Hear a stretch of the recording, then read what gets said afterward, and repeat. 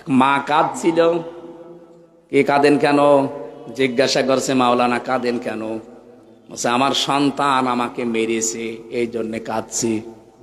ছেলে আপনাকে মেরেছে এই জন্যে? বলে হ্যাঁ এই জন্যে, কিন্তু আমি আমার নিজে এই শরীরে আঘাত লেগেছে এই কারণে কাঁদি না, আমি কাঁদি আমার ওই সন্তানটার কারণে। কারণ আমি হাদিস কোরআন পড়ে দেখেছি, মা বাবাকে কষ্ট দিলে নাকি আল্লাহর আরশ কেঁপে যায়। আমি যাই পেলাম কষ্ট, কিন্তু আমার সন্তানের কি হবে? ওর তো সব বরবাদ হয়ে গেল, নষ্ট হয়ে গেল। একটা মা হয়ে যদি এতটুকু চিন্তা করতে পারে আপনাকে নিয়ে, আপনার সন্তান হিসাবে মা বাবা নিয়ে কত টেনশনে থাকা দরকার। প্রত্যেকের কাজ কারবারের যে মূল্য আছে, পারিশ্রমিক আছে, প্রতিদান আছে, এনাম আছে। আল্লাহ যদি সত্যি ওই পরিমাণে আমাকে আপনাকে দেয়, কিয়ামতে একা একা যখন দাঁড়াবেন আল্লাহর সামনে, কেউ থাকবে না, কেউ থাকবে না। আজ মানুষকে অনেকে ধোঁকা দেয় যে তোর চিন্তা নেই, তোর বাবার কাছে মরিদ হবিও, বাবা কিয়ামতে তোরে দেখবে। এটা ডাহা মিথ্যা কথা। অকুল্লুহুম আতিহি ইয়াউমাল কিয়ামাতি ফারদা। আল্লাহ বলেন কিয়ামতে প্রতিটি মানুষকে আমার সামনে দাঁড় করাবো বিচারের জন্য, একজন করি। কয়জন করি? নওগাঁবাসী যে যেখানে দাঁড়িয়ে আছেন, বসে আছেন, মহিলা প্যান্ডেলে যারা আছেন, নিজের দিকে তাকিয়ে ভাবেন তো সত্যি আপনি একা দাঁড়াবেন আল্লাহর কাছে? যাই করছেন করেন, একা দাঁড়ানোর পরে আল্লাহ আপনার এই কাজ কারবারের যা কিছু হয় ওটা পরিপূর্ণ করে দেবে। কুল্লু নাফসিন যায়িকাতুল মাউত ওয়া ইন্নামা তুওয়াফাউনা উজুরাকুম ইয়াওমাল কিয়ামাহ ফামান যুহজিহা আনিন নার ওয়া উদখিলাল জান্নাতা ফাকাদ ফাজ। প্রত্যেকেই মারা যাবেন, যাওয়াই লাগবে, এইটাই ফাইনাল। আল্লাহ বলেন কিয়ামতে প্রতিটি মানুষের ওজরত, পরিষ্কার পুরস্কার আমি পরিপূর্ণ করে তার হাতে তুলে দেব। দুনিয়ার জীবনে সফল তো ওই লোকটা, মরণের পরে আমি আল্লাহ যাকে মাফ করে দিয়ে বলবো যা জান্নাতে চলে যা। আমি আমার সত্যি বলছি, আমার নিজের চিন্তায় আছি। জেলখানায় যে জীবন সম্পর্কে আরো বেশি আমি বুঝে ফেলেছি, এটা পুরা ধোঁকা।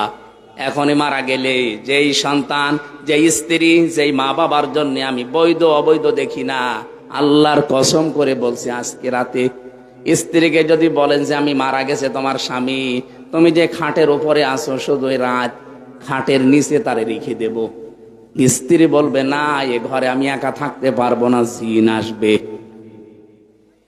কথা বলে না কেন? আপনার মা বাবা আপনাকে ভালোবাসে, আমিও জানি।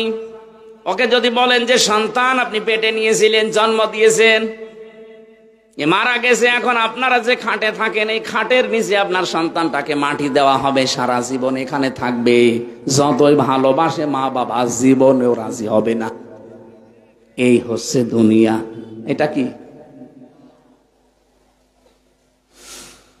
আল্লাহ আমাদের প্রত্যেককে সত্যি দুনিয়ার ধোঁকা সম্পর্কে তুমি সচেতন হওয়ার তৌফিক দান করো, বলেন আমিন। মাঝে মাঝে ভাবি আল্লাহ তুমি সত্যি যদি আমাকে যা করছে এগুলো দিয়ে দাও না, আমার ভার বোঝা বহন করা সম্ভব না।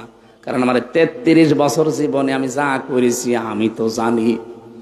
আমার জীবনটা যদি এখনই তোমার সামনে দেওয়া হয়, আমি আয়াতের তাফসীর পড়তে গিয়ে এক লোকটা বাজারে গেছে, সদাই করার পর বাজার কমপ্লিট করার পরে বাজার দোকানদারকে একটা টাকা দিয়েছে, 100 টাকার নোট। উনি উলট পালট করে দেখে বলছে যে নেন, এটা চলে না, অচল। কি বলেন আপনি? হ্যাঁ, এর ভেতরে যে দাগ থাকার কথা ওইটা নেই, আপনি নিয়ে যান, আপনাকে আমি চিনি, অন্য সময় এসে দিয়ে যাবেন। যেই বলেছে অচল, চলে না, ও সেন্সলেস হয়ে গেছে। লোকজন এসে বলছে এই দোকানদারকে মেরেছেন, বলছে না, আগে হুঁশ ফেরান। বাতাস দিয়ে পানি দিয়ে যখন হুঁশ ফিরেছে বলছে কি এ দোকানদার আপনাকে কি মারধর করেছে, অপমান করেছে? বলছে কিচ্ছু বলে নাই। আপনি এরকম অজ্ঞান হয়ে গেলেন কেন? লোকটা বলছে দেখেন আমি বাজার করেছিলাম, এ টাকার নোটটা দিয়েছিলাম, এটা দেওয়ার পরে ওলট পালট করে দেখে বলছে এটা অচল, চলে না, এর ভেতরে যে দাগ থাকার কথা ওই দাগটা নাকি নেই। আমি সঙ্গে সঙ্গে চিন্তা করলাম, আমারও তো 100 টাকার একটা নোট আছে, তার নাম হায়াত। তার নাম কি? আমার 50, 60, 70, 80, 90 বছরের একটা হায়াত আল্লাহ আমাকে দিয়েছিল। আমি যদি সত্যি এখন মারা যাই, আল্লাহ যদি আমার হায়াতটা নিয়ে বলে, বান্দা এটা অসল, কারণ এর ভেতরে শিরিক পাওয়া যাচ্ছে, এর ভেতরে মানুষকে ঠকানোর গোনা পাওয়া যাচ্ছে, এর ভেতরে মানুষের উপরে জুলুম করার গোনা পাওয়া যাচ্ছে। তোমার যে আমল নাম আমি দেখতে পেলাম, তোমার যে জীবন, এটা নিয়ে আমার জান্নাতে যাওয়া যাবে না, এটা অসল, যাও। তখন আমার কি হবে এই চিন্তায় আমার সেন্স লেন্স হয়ে গেছে।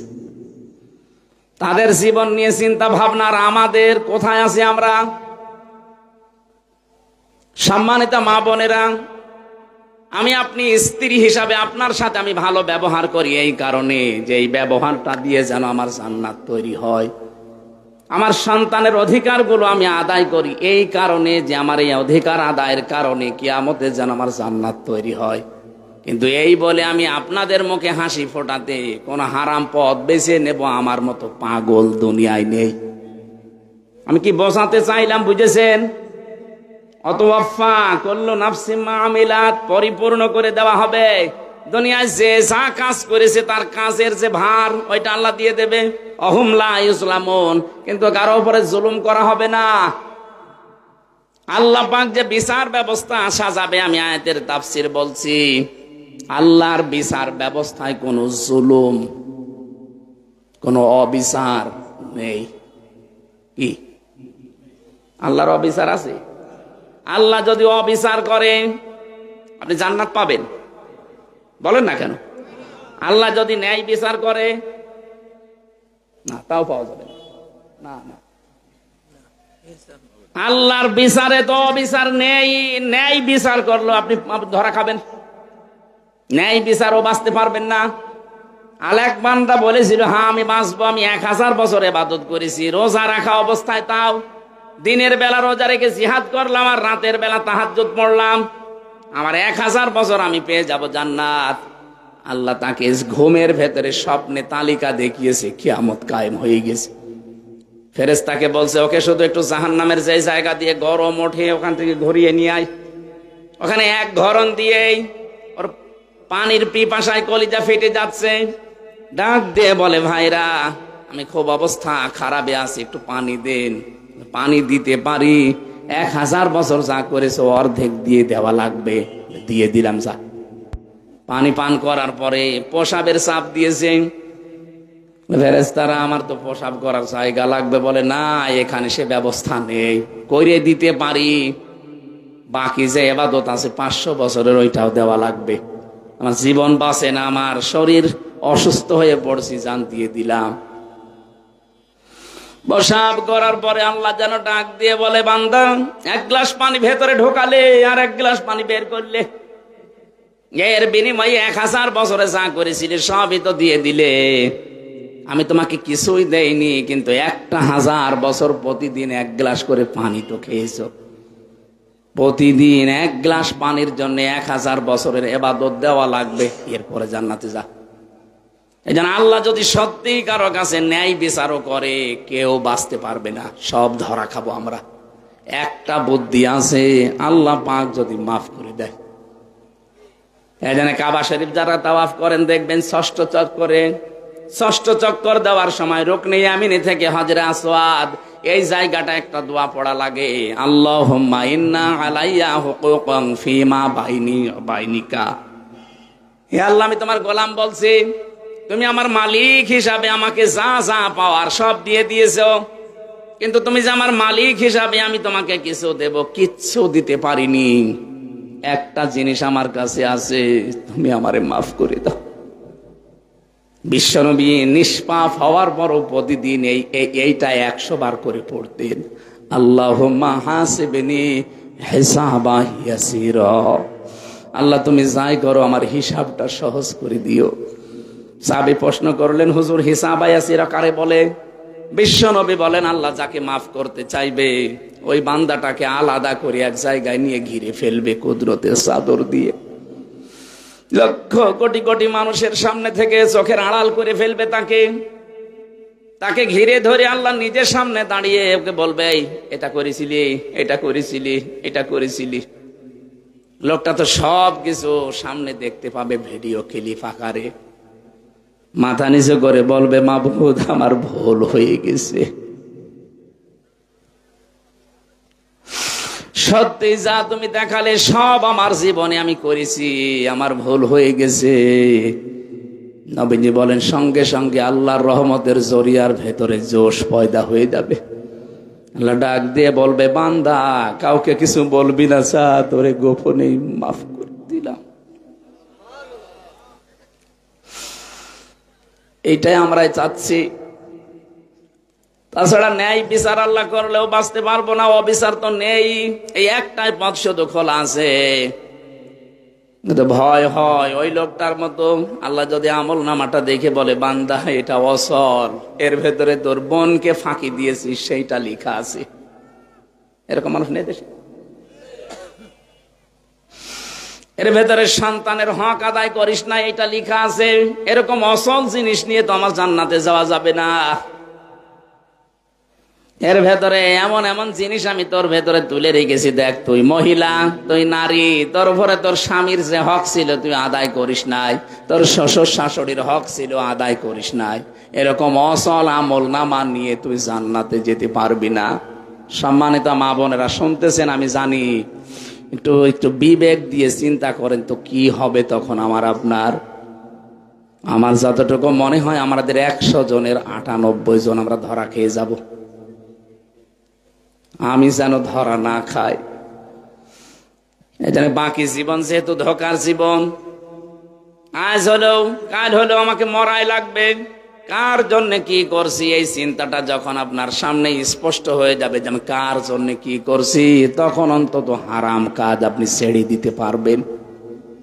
হালালের দিকে আস্তে আস্তে এগিয়ে যাবেন। হারাম কাজগুলো ছেড়ে দিয়ে হালাল কাজের দিকে যখন মানুষ এগিয়ে যেতে চায়, আল্লাহ বলেন, আল্লাযীনা জাহাদু ফীনা লানাহদিয়ান্নাহুম সুবুলানা ওয়া ইন্নাল্লাহা লামাআল মুহসিনিন। যারা আল্লাহকে পাওয়ার জন্য একটু চেষ্টা করে, আল্লাহ তাকে পথ দেখাতে হাজারো রাস্তা খুলে দেয়। আল্লাহ আমি সহ যারা এসেছি আমাদেরকে তুমি কিয়ামতে অপমান করো না, গোপনে এরকম ঘিরে একা একাই আমাদের মনের অজান্তে মাফ করে দিও, বলেন আমিন। যে যা করছি সামনের জীবনে আমরা হিসাব নিকাশ করে করব। এমন কিছু করব না যেটা আমি নিজে দেখলে আনন্দ পাই, অন্য দেখলে লজ্জা পাই। মোবাইলে এমন দৃশ্য রাখা যাবে না যে দৃশ্য নিজে দেখলে ভালো লাগে, আনন্দ লাগে, অন্য কেউ দেখলেই আমার লজ্জা লাগে। এরকম দৃশ্য নেই। এক কথা বলে না কেন? যাদের মোবাইলে এরকম সিনেমা, থিয়েটার, উলঙ্গ নাচ আছে এক্ষুনি ডিলিট করে দেবেন। বলা যায় না এখন যদি আপনি মরে যান এই মোবাইলটা আপনার মা আপনার বাবা ব্যবহার করবে। এক কথা বলছে না কেন? এই যে আমি এই মোবাইলটা এখন রেখে যদি মারা যাই, অবশ্যই এটা আমার ম্যাডামের কাছে, আমার মায়ের কাছে পৌঁছিয়ে দেবে। তারা যদি দেখে যে এর ভেতরে উলঙ্গ নাচ আছে, কি মনে করবে আমার সম্পর্কে বলেন তো? কি ধারণা করবে যে হামজা এরকম ছিল? যেহেতু কোনো গ্যারান্টি আমার হাতে নেই আমি বেঁচে থাকবো, এই মুহূর্তে থেকে যা আছে যেটা নিজে দেখলে আনন্দ পান, অন্য কেউ দেখলে লজ্জা পান, এক্ষুনি ডিলিট করে দেন। শয়তান ধোঁকা দেওয়ার জন্যই বসে আছি আমি জানি, কিন্তু এর ধোঁকাকে মোকাবেলা করার পরে যে ব্যক্তি এগিয়ে যেতে পারবে, আল্লাহ বলেন একটা অনির্বচন সুখ তার মনের ভেতরে আমি আল্লাহ ঢেলে দেব। এজন্য আমাদের চরিত্রকে সংশোধন করার জন্য সূরা নূর 30 নম্বর আয়াতে একটা ঔষধ আছে। কোন বেগানা মহিলা যদি সামনে পড়ে যায়, আমি সহ প্রত্যেকের আমল করা লাগবে। বেগানা পুরুষ যদি সামনে পড়ে যায়, মেয়েদের আমল করা লাগবে। প্রথমে চোখ নিম্নগামী করা। শয়তানের তীর প্রথমে যখন মনে চাওয়ার পর রং নিম্নগামী করে ফেলবেন, শয়তান আপনার সাথে পেরে উঠবে না, তখন একটা বরদোয়া দিয়ে চলে যাবে। 2 নম্বরে আপনার লজ্জা স্থান যেটা, এটার হেফাজত করা লাগবে। আজ অনেকেই শয়তানের ধোঁকায় পড়ে উল্টাপাল্টা কাজে লজ্জা স্থান ব্যবহার করে নষ্ট করে ফেলছেন। ভারত বহু চেষ্টা চালিয়েছে এই 15.5 বছরে পিন আপ করা পত্রিকা দিয়ে। ভারতের এই আকাশ সংস্কৃতির নামে উলঙ্ঘনা সিনেমা থিয়েটার নভেল দিয়ে বহু চেষ্টা চালিয়েছে, কিন্তু এখনো ওরা সাকসেস হতে পারেনি। এই জন্যই তো মাথা খারাপ হয়ে গেছে যে এত চেষ্টা করলাম কিছুই করতে পারলাম না। এই দেশের এখনো পর্যন্ত চরিত্রবান যুবক এ দেশে আছে না নেই? চরিত্রবান হওয়ার জন্য গড়ে তুলতে হয় ছোটকাল থেকে, একটা ট্রেনিং লাগে। এদেশে যারা ইসলাম কায়েম করতে চায়, একামতে দিনের দায়িত্বে যারা আছে, এই মানুষগুলো এইটার ধাঁচে ধাঁচে আপনার ছেলে মেয়েকে গড়ে তুলে। আমি আপনাকে বলছি না যে এইভাবে গড়ে তোলেন, আপনি চিন্তা করেন আপনার ছেলেকে নিয়ে মেয়েকে নিয়ে এমন এমন জায়গা থেকে গড়ে তুলছে যে ছেলেটা সিগারেট খায় না, লাল পানি খায় না, ডাল খায় না। অথচ এই চোখ দিয়ে দেখেছি বিশ্ববিদ্যালয়ে অধ্যাপকে ক্লাস নিচ্ছে আর ছাত্র সে জুতা দিয়ে পিটাচ্ছে, বলছে শালা তোরে মেরেই ফেলবো। আমি এই চোখে এইটাও দেখেছি, শিক্ষক অজু করছে আর ছাত্র পায়ে পানি ঢেলে দিচ্ছে, হাত দিয়ে কাদা ছাড়িয়ে দিচ্ছে ছাত্র, অথচ বয়স বেশি না, মাত্র 7.5-8 বছর বয়স। এইটাও ছাত্র, ওইটাও ছাত্র। এটা কোরআনের কাছে আসার কারণে, পড়ার কারণে এটা মানুষের মতো মানুষ হচ্ছে, আর ওইটা বিশ্ববিদ্যালয়ে মাস্টার্স করার পরও জানোয়ার হয়ে গেছে।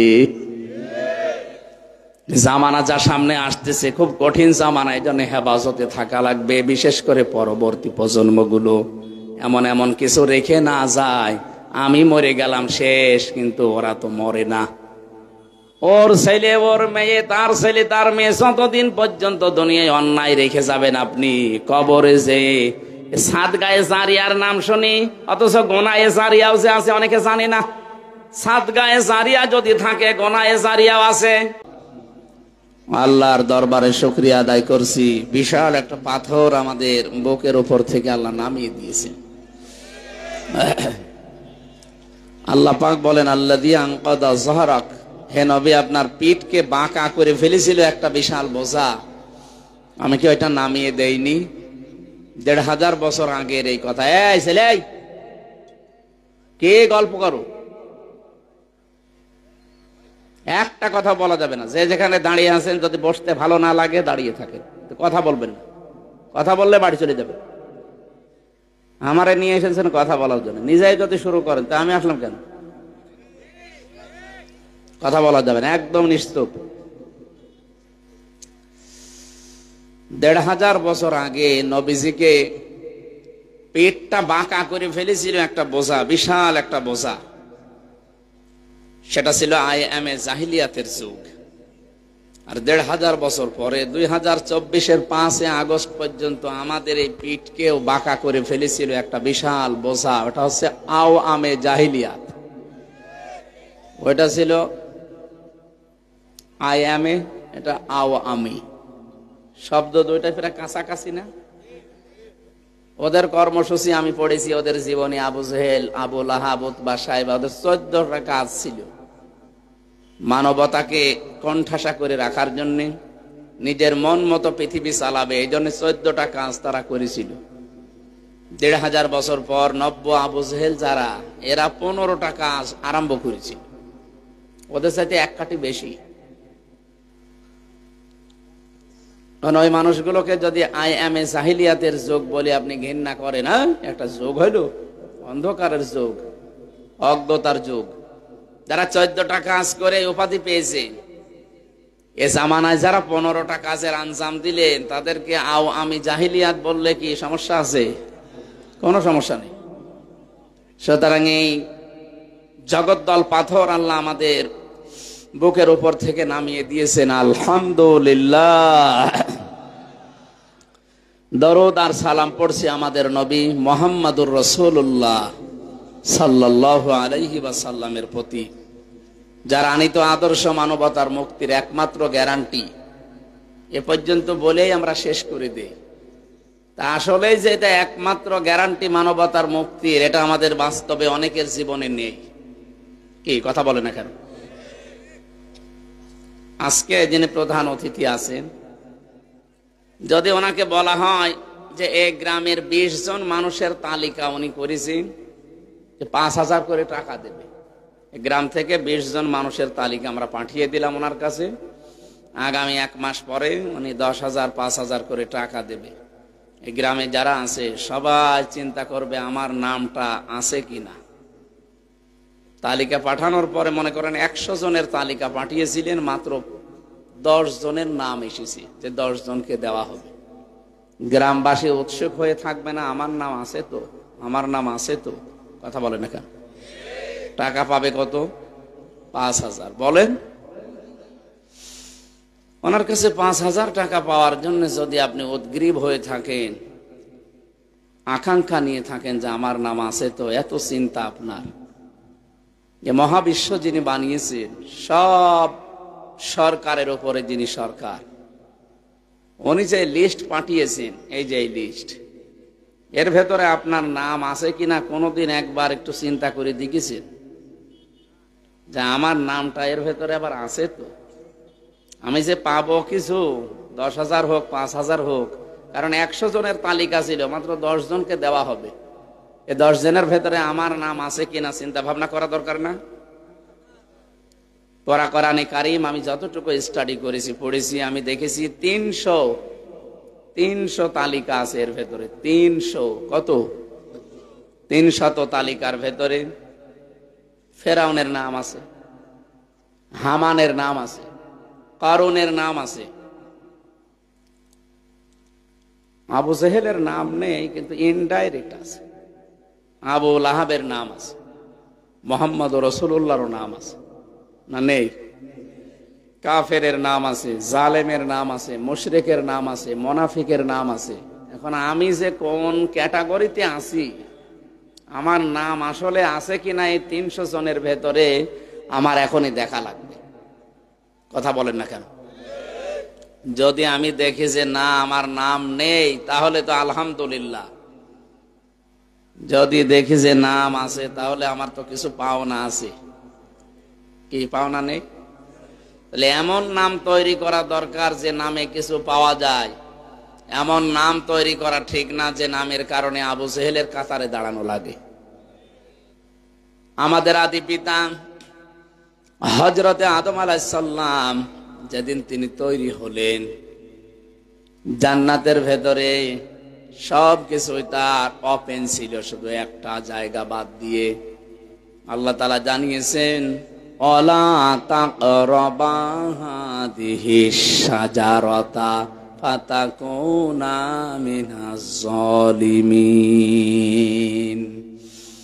হে আদম, সব জায়গায় যাবে, যা ইচ্ছা খাবে, যা ইচ্ছা ধরবে, কিন্তু সাবধান, এই বাড়িটা, এই ঘরটা, এই গাছটার কাছে যাবে না। কি সেই গাছ? একটা কাজ শুধু নিষেধ ছিল, সব কাজ ওপেন ছিল। আমরা অনেকেই এতদিন পর্যন্ত জানি যে গাছ মানে গন্ধম গাছ না। শুধুমাত্র গন্ধম গাছ যদি আল্লাহ উদ্দেশ্য করতেন, তাহলে কোরআনে আয়াত নাজিল করে আমাদের জানাতেন না এটা শুধু গন্ধম নয়, এর ভেতরে আল্লাহ পাক 500 শরীয়তের বিধান দিয়েছেন। এই 500টা শরীয়তের বিধানে কোরআনে আছে। এগুলো আল্লাহর বর্ডার, এগুলো আল্লাহ পাক দিয়ে রেখেছেন সীমা। আপনি যখনই দুনিয়ায় যা ইচ্ছা করবেন, যা ইচ্ছা খাবেন, এই 500টা বর্ডারের কাছে গেলে থেমে যাবেন। কি এই বর্ডারের কাছে গেলে আপনাকে থেমে যাওয়া লাগবে। বর্ডার যদি ক্রস করে চলে যান, আল্লাহ বলেন ফাতাকুনা মিনাজ জালিমিন, তোমার নামে জালেম এটা লেখা হয়ে যাবে। আদম আলাইহিস সালামকে যদি আল্লাহ এ হুমকি দিতে পারেন, আমরা আদমের সন্তান, এ হুমকির সম্ভাবনা নেই। এই জন্য আমরা দুনিয়ার জীবন চলার পথে যখনই দেখবো যে না আল্লাহর বর্ডার, এখানে থেমে যাওয়া লাগবে আমাদের। এই যে বর্ডারের আদান প্রদান যে বিষয়টা, আজ 2-3 দিনের ভেতরে ভারত একটা নিষেধাজ্ঞা দিয়েছে আমাদের, যে আমাদের চিকিৎসা করাবে না। এদেশের মানুষও সেরকম তেড়া, বলছে যাবো না, দরকার হয় ভারতে, পাকিস্তানে যাব, চীন দেশে যাব, সিঙ্গাপুরে যাব, মালয়েশিয়া যাব, তোর দেশে যাব না, যা। আজকে বিকালে দেখেছেন দাদারা কি কান্নাকাটি করছে, না তাড়াতাড়ি বর্ডার খুলে দেন। মুশরিকদের সবচাইতে বেশি ভয় জীবনের উপরে, জীবন উপকরণের উপরে, জীবনের উপরে কোনো হুমকি আসলে মুশরিকরা সবচাইতে বেশি ভীত বিহ্বল হয়ে পড়ে। কোরআনে কারিমে আল্লাহ এটা আমাদেরকে আরো আগে জানিয়েছেন, ১৫০০ বছর আগে। ওয়ালা তাজিদান্না আহরাসান নাসি আলা হায়াতি ওয়া মিনাল্লাযিনা আশরাকু ওয়ালা তাজিদান্নাহুম আহরাসান নাসি আলা হায়াতি ওয়া মিনাল্লাযিনা আশরাকু ইয়াওয়াদ্দু আহাদুহুম লাউ ইউআম্মারু আলফা সানা। ওয়ালা তাজিদান্না লামে তাকিদ ননে সাকিলা, গ্যারান্টি দিচ্ছেন আল্লাহ, কারণ বানিয়েছেন তিনি, ভালো করে জানেন এর দুর্বলতা কোথায়। আল্লাহ বলেন, হে নবী, অবশ্যই আপনি এই পৃথিবীতে যত মানুষ আমি বানিয়েছি, ৪৫০০০ ধর্মের লোক আছে এখন। কত? ৪৫০০০ ধর্মের লোক আছে দুনিয়ায়। ৮১০ কোটির উপরে মানুষ তামাম দুনিয়াতে এখন আছে। ২৫৭টা রাষ্ট্র আছে, তার ভেতরে বাংলাদেশ সব চাইতে বড়। এ দেশের চাইতে কয়েকদিন আগে গেছিলাম মালয়েশিয়া, পুরাটা ঘুরলাম। এই দেশের চাইতে মালয়েশিয়া ৮ ডবল বড়। এ দেশের চাইতে সৌদি আরবে ছিলাম, ১৪ ডবল বড়। এ দেশের চাইতে আমাদের দাদাদের দেশটা ২৯ ডবল বড়। এই দেশের চাইতে আমেরিকা প্রায় ৫৯ ডবল বড়। ৫৯টা বাংলাদেশ পাশাপাশি রাখলে যত বড় হবে, আমেরিকা একাই অত বড়। মাঝে মাঝে এই সৃষ্টিগুলো নিয়ে চিন্তা করি আর ভাবি, আল্লাহ অন্য সৃষ্টি বাদ দিলাম, শুধু এই পৃথিবীটা, শুধু এই পৃথিবীটা ২৫৭টা রাষ্ট্রের একটা রাষ্ট্র আমরা। এখানে ৬৪টা জেলা আছে, ৬৩০টা থানা আছে। বাংলাদেশে কুষ্টিয়া একটা জেলা, সদর একটা থানা। এ থানায় কতগুলো গ্রাম আছে, এর ভেতরে আমার এই থানা পাড়াটা একটা পাড়া। এই পাড়ায় কত হাজার হাজার মানুষ আমরা আছি, তার ভেতরে আমি হামজা একজন। বাংলাদেশ বাদ দিলাম, পুরা পৃথিবী বাদ দিলাম, শুধুমাত্র থানা পাড়ায় একটা জায়গায় ৩-৪ কাঠা জায়গার উপরে আমি থাকি। এতটুকু মানুষ আমি, বিশাল সৃষ্টির তুলনায় আমি তোমার কাছে কি? কিছুই না। আমার নিজের শরীরের ভেতরে আল্লাহ যা দিয়েছে এগুলো আমার কন্ট্রোলের বাইরে না। আমার হাত আমার কথা শোনে? হ্যাঁ, শোনে। এখন যদি আপনি টয়লেটে বসে বলেন, দেখো আমি কিন্তু আমির হামজা, আমি নাক ধরতে পারবো না, কিন্তু গন্ধ যেন না আসে, নাক শুনবে? বলে তুমি আমির হামজা না, আমির হামজার বাপ হলেও অসুবিধা নেই, আগে নাক ধরো গন্ধ থেকে বাঁচতে চাইলে। তাহলে আমার নাকও আমার কথা শোনে না। যেটা বলতে চাচ্ছিলাম, আল্লাহর এই বিশাল সৃষ্টির তুলনায় আমি কিন্তু একেবারেই নগণ্য, একেবারে কিছুই না, উল্লেখ করাও যায় না আমারে। আল্লাহ রাব্বুল আলামিন বিশাল পৃথিবীর ময়দানে আমাকে পাঠিয়েছেন একটা ছোট্ট জায়গায়। একা একা থাকলে আমার এই চিন্তাটা আসে, আল্লাহ পাক যদি বলে, হামজা ২০২৪ সালের অক্টোবরের ৩১ তারিখ পর্যন্ত তোরে মাফ করে দিলাম, যা, হিসাব দেওয়া লাগবে না। শুধু নভেম্বরের ১ থেকে, এটা নভেম্বর ডিসেম্বর চলছে, ১ থেকে ৭ তারিখ, আজকে এই ৭ দিনের হিসাব দিয়ে জান্নাতে চলে যা। আমার যা লাখ লাখ আমার যা কাজ কারবার, আমার এই ৭ দিনের হিসাবও এখন জোগাড় করা সম্ভব হয়নি। আপনারা পারবেন? আপনারা পারবেন না? না, আপনারা জলিলের এলাকার লোক, পারবেন না? মানে পারবেন। এই জন্য চিন্তা হয়, আল্লাহ আমাদের আদি পিতা উনি জালেম হওয়ার ঘোষণা পেয়েছে, এই গাছটার কাছে গেলে খালি একটা বর্ডার দিয়েছিলে, বিশাল জান্নাত, মাত্র একটা বর্ডার ছিল, আর এই ছোট্ট দুনিয়া, এখানে বর্ডার আমার 500। কত? 500 বর্ডার যদি আমি একটাও ক্রস করি আমি জালেম হয়ে যাব। আমি আবার জালেম হয়ে গেলাম না তো, কারণ জালেম যারা ওরা কিন্তু আল্লাহর মামলার আসামি। শব্দটা শুনতে যত ছোট মনে হচ্ছে, এত ছোট শব্দ না। জালেম এই শব্দটা শুনলে শরীরে কম্পন এসে যাওয়ার কথা, কারণ আমরা কম বেশি অনেকেই জুলুমের সাথে জড়িত হয়ে গেছি। হয় মনের উপরে জুলুম হচ্ছে, নাই সন্তানের উপরে, নাই স্ত্রীর উপরে, নাই স্বামীর উপরে, নাই জনগণের উপরে, নাই আল্লাহর উপরে। জুলুম আমাদের যে কোনো সাইডে আছে, আর জুলুম করলে সে লোকটা টার্গেট কার? আরো জোরে বলেন, ইন্নামাস সাবিলু আলাল্লাযীনা ইয়াযলিমুনান নাস। সূরা শুরার 42 নম্বর আয়াতের প্রথম অংশে আছে, আল্লাহ বলেন, আমি নিজে জালেমদের বিরুদ্ধে মামলা দেব। ও নওগাঁর মানুষেরা, নিজের দিকে এবার তাকিয়ে ভাবেন তো, আমরা আবার মামলার আসামি হয়ে যাইনি তো? মামলার বাদী যত বড় হয়, কেস তত কঠিন হয়। আপনারা শুনছিলেন আমি 3টা বছর জেলে ছিলাম। আমার মামলার বাদী যদি কোনো সলিমদ্দি হতো, 3 বছর না 3 দিনে আমি বের হয়ে চলে আসতাম। কারণ টাকা লাগতো, হয়তো তার কয় টাকা লাগতো। আমি যে আকিস গ্রুপে চাকরি করতাম, ওদের খতিব ছিলাম মেন মসজিদের, যত যা লাগে ওরা দিতে রাজি হয়েছিল। কিন্তু এমন জন মামলা দিয়েছে যে টাকা খায় না, একেবারে খোঁজ যে পালিয়েছে উনি। মাওলানা মামুনুল হক আর কয়েকজন মিলে যাদের টার্গেট ছিলাম, তার ভেতরে আমি একজন। মামলা যেহেতু বাদী বড়, এই জন্য মামলাও কঠিন হয়ে গেছে। এই মামলাটা সিএমএম কোর্ট, জজ কোর্ট, হাইকোর্ট মিলে প্রায় 30 বারের উপরে তুলেছিলাম 3 বছরে। না, জামিন হয়নি।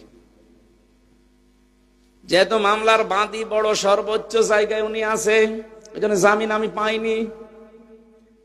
বলেন তো বাস্তবতা, এবার আল্লাহ নিজে বিচারপতি, নিজে মামলার বাদী, যদি সত্যি কেউ আসামি হয়ে যায়, ও আর ছাড় পাওয়ার, জামিন পাওয়ার, মুক্তি পাওয়ার কোনো সম্ভাবনা আছে? এই জন্য তো ভয় লাগে।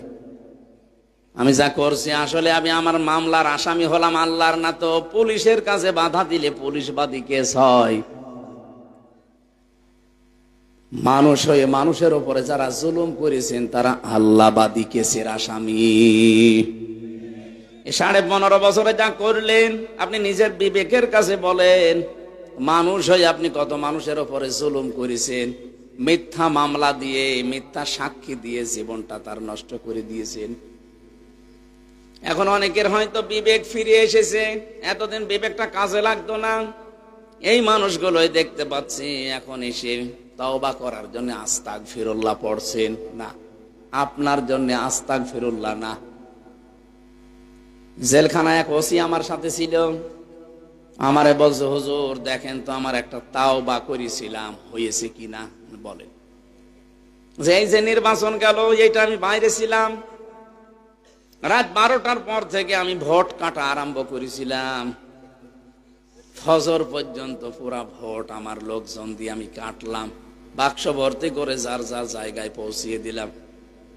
ফজরের আজান দিলে তাড়াতাড়ি গোসল করে ওযু করলাম, নামাজ 2 রাকাত পড়ার পরে এবার বললাম আস্তাগফিরুল্লাহ।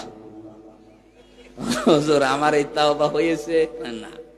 আমি তখন ফাঁসির কন্ডেম সেলের ভেতরে দেখা করতে গেছে, শুনেছে আমির হামজা এসেছে, যে বলছে আমার যে তাওবা, এ তাওবা কত দূর গেল না, কোন জায়গায় যায় না। এ তাওবা তো হয়নি, কারণ আপনি তো আল্লাহর কাছে দোষ করেননি, আপনি দোষ করেছেন হামজার কাছে। কথা বলছেন এখন? আপনি যদি আল্লাহর কাছে দোষ করতেন তাহলে তো আস্তাগফিরুল্লাহ পড়তেন। আপনি দোষ করলেন হামজার কাছে। একটা এমপি বানাতে 3.5 থেকে 4 লাখ হামজা লাগে। কথা বলেন না? আপনি আমাদের রায় বাদ দিয়ে নিজের মন মতো করে জালেমকে টিকিয়ে রাখতে গিয়ে এই কাজ করলেন, আর এখন বলছেন আস্তাগফিরুল্লাহ। আপনি কি ইয়ার কি মারেন? অপরাধ করেছেন যার কাছে, স্বীকার করেন তার কাছে। আপনাকে মাপ পাওয়ার একটাই শুধু বুদ্ধি এখন আছে, আপনি 3.5 থেকে 4 লাখ হামজার কাছে যে ভুল স্বীকার করবেন যে আমার ভুল হয়ে গেছে। কথা বলেন না কেন? আমরা যদি মন থেকে বলি ঠিক আছে ভুল হয়েছে হয়েছে মাফ করে দিলাম, তারপরে আপনি মাপ পাবেন। কিন্তু ভয়ঙ্কর বিষয় হচ্ছে এই কয় বছরে অনেক হামজা কবরে চলে গেছে। আপনি তাদের কাছে মাপ চাবেন কি করে? এইটাই তো খারাপ কথা। আপনি তাদেরকে পাবেন না দুনিয়ায়, আর ফিরেও তারা আসবে না, মাফও চাইতে পারলেন না। এজন্য কারো কাছে যদি অন্যায় কেউ কিছু করে থাকেন, বেশি দেরি না করে তাড়াতাড়ি ক্ষমাটা চেয়ে নেবেন, কারণ হতে পারে দুনিয়ায় আর কোনোদিন তার সাথে আপনার দেখা হবে না। শুধু এক ওসিনা 15.5 বছরে যারা জুলুমের সাথে স্বীকার করেছেন যে হ্যাঁ আমরা করেছি, এখন আপনার বাঁচার উপায় একটা মাত্র রাস্তা আছে। যার যার ক্ষতি করেছেন, কাউকে মিথ্যা মামলা দিয়ে, মিথ্যা সাক্ষী দিয়ে, চাঁদাবাজি করে, কথা বলছে না কেন, কাউকে খুন করে, গুম করে, আয়না ঘর বানিয়ে, যার সাথে যা করেছেন আপনি তার কাছে গিয়ে আপনি বলবেন যে ভাই আমি এই করেছিলাম, আমার ভুল হয়ে গেছে। দ্বিতীয় নম্বরে আপনার যে ক্ষতি হয়েছে 15.5 বছরে, এই ক্ষতিপূরণ আমি দিতে চাই। কেউ যদি বলে আমার 10 লাখ টাকা ক্ষতি হয়ে গেছে, যে আমার বিনা কারণে ধরে আপনি প্রায় 32 লাখের মতো টাকা আমার বাবার কাছ থেকে নিয়েছেন, ওই মামলার আয়ু এখন মাঝে মাঝে বলে হুজুর মাফ করে দিয়ে, আপনি মাফ করতে পারি, টাকা ফেরত দিন। হ্যাঁ মাফ করে দেবো, টাকা ফেরত দেন তারপরে মাফ। আপনি টাকা দেবেন না, বলবেন হুজুর মাফ করে দিলে। টাকাগুলোকে আমার গাছের পাতা ছিল আমার বাবার। শুধু আমি একা নাই ভিকটিম, যত ভিকটিম এই বাংলাদেশে আছে তাদের কাছে গিয়ে বলবেন যে আমি এই ক্ষতি করেছিলাম, আপনাকে মিথ্যা একটা মামলা দিয়েছিলাম, মিথ্যা সাক্ষী দিয়ে আপনাকে আমি 2 বছর জেল খাটিয়েছি, 5 বছর জেলে রেখেছি, রাগ কন্ট্রোল করতে না পেরে কোনো স্বার্থের কারণে, এখন আপনি আমারে মাফ করে দেন। উনি যদি বলে মাফ করতে পারি, আপনার কারণে 2 বছর 5 বছর জেল খেটে আমার 20 লাখ টাকা লস হয়েছে, ওই টাকাটা দেব, আপনাকে ওই ক্ষতিপূরণ দেওয়া লাগবে। এরপরে বলবেন আস্তাগফিরুল্লাহ। তাছাড়া আপনার ওই আস্তাগফিরুল্লাহ ওই অসির মতো কত দূর উঠলো দেখেন তো, উঠবে না, মাথার উপরেও যাবে না। কত হাজি হজ করে আসে, আলহাজ লেখে নামের আগে, ওই মানুষগুলোর হজ বাংলাদেশে আসার কথা দূরের কথা, জেদ্দার বিমানবন্দরেও আসে না। জেদ্দার বিমানবন্দরে আসবেন, বিমানে উঠবেন, আবার এসে শাহজালালে নামবেন, তারপর তো হাজি না, ও বিমানবন্দরে রেখে চলে এসে।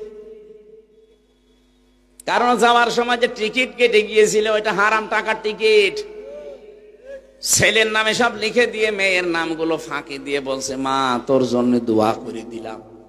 এটা একটা নির্ভেজাল শয়তান। যারা মানুষের জমি ফাঁকি দেন, শরিক ফাঁকি দেন, আপনার 2টা ক্ষতি হবে। 1 নম্বরে ওই শরিক ফাঁকি দেওয়ার সম্পদ আপনি কোনোদিন ভোগ করতে পারবেন না।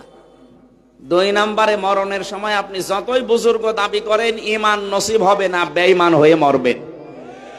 এই যে দরবেশ যেটা সালমান এফ রহমান, কি বড় বড় দাঁড়ি দেখেছেন, পরে বাঁচার জন্য দাঁড়ি কেটে নম হয়ে গিয়েছিল। 36,000 কোটি টাকা মারি কাটি 7টা ব্যাংক থেকে। এই লোকটার মাথা থেকে পা পর্যন্ত মাঝে মাঝে তাকালে দেখতাম আল্লাহ, মানুষ এত সুন্দর হয়, অত চরিত্র যে এত খারাপ, অন্যের এক বউ নিয়ে আল্লাহর রাস্তায় কাজ করছে। আপনি দেখেননি এক ব্যবসায়ী বউ নিয়েছে, কত নিচে নামতে পারে মানুষ। দাড়ি কেটেছে রসুলের, মানুষ জিজ্ঞাসা করছে আপনি এই কাজ করলেন, দাড়ির ওপরে পোস্ট দিলেন আপনি, মানুষ ফতোয়া দিয়েছে বেশি ফতোয়া দেবেন না আমার কাছে, দাড়ি রাখা সুন্নাত আর জান বাঁচানো ফরজ।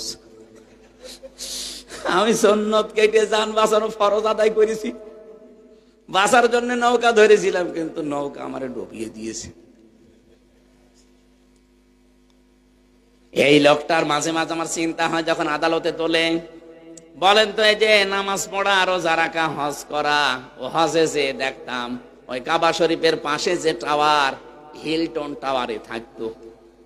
জমজম টাওয়ারে, যেখান থেকে কাবা শরীফ সবসময় দেখা যায়, যেখানে 22 লাখ 25 লাখ টাকা খরচ হয় হজে, এই জায়গায় যেয়ে থাকতো।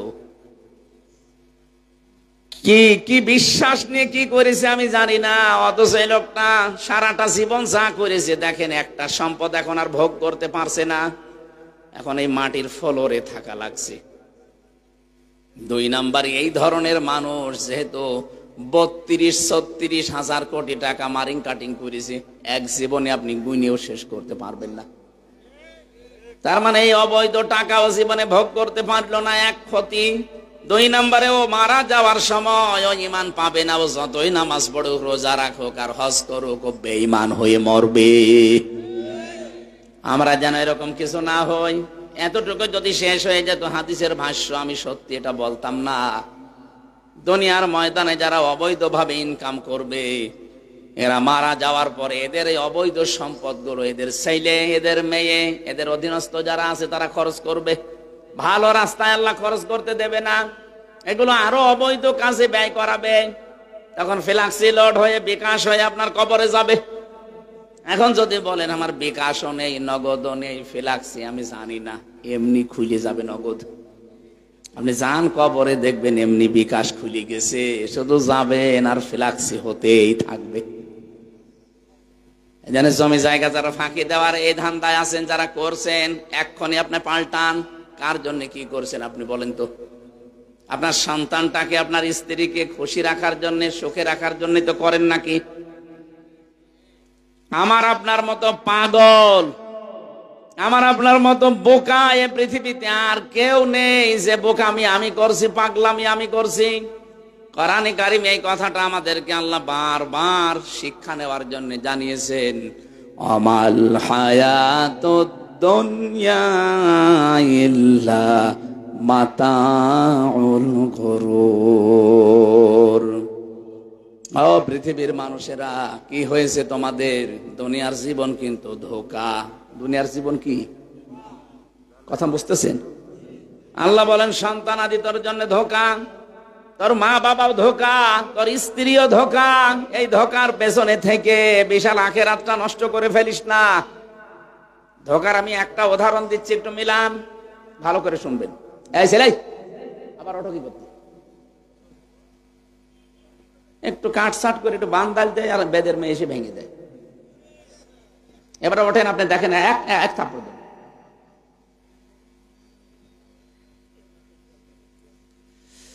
আমার ভাইরা, এখানে একজন উঠে বসেন, মুরব্বী, ওঠেন ওঠেন ওঠেন, নিস্তব্ধ হয়ে থাকবে। সাহাবায়ে কেরাম যেভাবে কোরআন শুনতেন, মনে হচ্ছে যে পাখি এসে গাছ মনে করে বসে পড়ত। এরকম করে থাকবেন যেন মনে হয় যে হ্যাঁ, এখানে আর কেউ নেই, কবরস্থান হয়ে গেছে। ধোঁকাটা এমন, আমার আল্লাহ কোরআনে কারিমে গরুর শব্দটা বারবার দিয়েছেন। পৃথিবীর বান্দা বান্দিরা, তোমার মা বাবাও ধোঁকা, তোমার সন্তান আদি ধোঁকা, স্ত্রী পুত্র ধোঁকা, যাদের কারণে আজ বৈধ অবৈধ দেখা দেখি করো না। বাবা শাহজালাল, মদের কাছে কুত্তা বিড়াল সব হালাল। এই থিওরি তো অনেকে চলছে না। হালাল হারাম দেখা দেখি নেই, সুদের টাকা জানে যে হারাম, এরপরও নীতি আছে। অনেকেই দেখি টাকা ছেড়ে রাখে, টাকা আসে 1000 টাকা দিলে 1000 টাকা 100 টাকা করে বেশি পায়। আমার মনে হয় নওগাঁ জেলা এখনো আরম্ভ হয়নি। সত্যি কথা বলছে যে কোরআন শরীফ আমি কিন্তু জানতাম না, এটা কুষ্টিয়ায় আছে, এই জন্য বললাম। এখন যে জেলায়ও আরম্ভ হয়ে গেছে, এটা মায়ের সাথে জেনা করার গুনাহ হচ্ছে। আপনি কিন্তু জানেন যে গুনাহ হয়, জানেন না? সুদের এই টাকা নিলে যে মায়ের সাথে জেনা করার গুনাহ হয়, জানেন কিনা বলেন তো? এই যে জানা শোনার পর কেন এটা করছেন? হয়তো স্ত্রী, সন্তান, মা বাবা, ভাই বোন, এদেরকে আরেকটু শান্তিতে, আরেকটু আনন্দে, আরেকটু ভালো রাখার জন্য। এরা ভালো থাকতে গিয়ে আপনি কি খাচ্ছেন? নিচে মায়ের সাথে জেনা করে আসলেন। সুদের টাকা খাওয়া মানে আল্লাহ এবং রসুলের সাথে ডাইরেক্ট যুদ্ধে লিপ্ত হওয়া। এত বড় কঠিন সিদ্ধান্ত নিয়ে তারপরও আপনি খেয়ে যাচ্ছেন। এই ধোকা ধোকা ধোকা কি হবে বোঝেন? যদি মারা যান 200 বছর পরে আপনি নওগাঁয় ফিরে আসবেন, মাত্র 200 বছর। 200 বছর পরে যে 2 তালা বানিয়েছিলেন আপনি দুনিয়ায়, এই বাড়িতে সামনে এসে বলবেন যে এই বাড়ি আমার, আমি বানিয়েছিলাম। বাড়িতে ওই সময় যারা বসবাস করবে তারা আপনাকে বাড়িতে তো ঢুকতেই দেবে না, বলবে বেশি ঝামেলা করলে কিন্তু পিটাবো। আপনার যদি থাকার জায়গা না থাকে, যান আপনি ওই মসজিদের বারান্দায় রাতটা থেকে ওখান থেকে ফুটে পড়েন। কথা বলছে না কেন? এটা যে বাস্তব হবে, আমি কি বানালাম? এটা বাস্তব, আপনি এটা করে দেখেন। মাত্র 3 পুরুষ পরে আপনাকে আর কেউ চিনবে না। আমি যেমন, আমার বাবার নাম রিয়াজউদ্দিন, দাদার নাম জাহান আলী, এর বাবার নাম নমাজ আলী, এরপরে আর চিনি না, আমার মনেও নেই। এখন নমাজের বাবা যেটা ছিল কি আমি জানি না, সত্যি জানি না। এই 3 পুরুষের পরে উনি যদি এখন এসে বলে কুষ্টিয়ায় এই 5 তালা বাড়ি আমার, দাঁত খুলে ফেলবো না? ভান্ডামি করার জায়গা পান না। যদি বলে না আমার ছেলের নাম নমাজ আলী, তার ছেলের নাম জাহান আলী, তার ছেলের নাম রিয়াজ আলী, তার ছেলের নাম হামজা, কিসের কি বলেন আপনি? থাকার জায়গা নেই, আপনার রেল স্টেশনে যান। এইটাই দুনিয়া। অথচ এই পাগলামিতে আমি সহ প্রত্যেকেই লেগে আছি। এই ঘর এখন কাটছে না, ঘর কাটবে একদিন, কিন্তু কাটার পরে তখন আর লাভ হবে না। আল্লাহ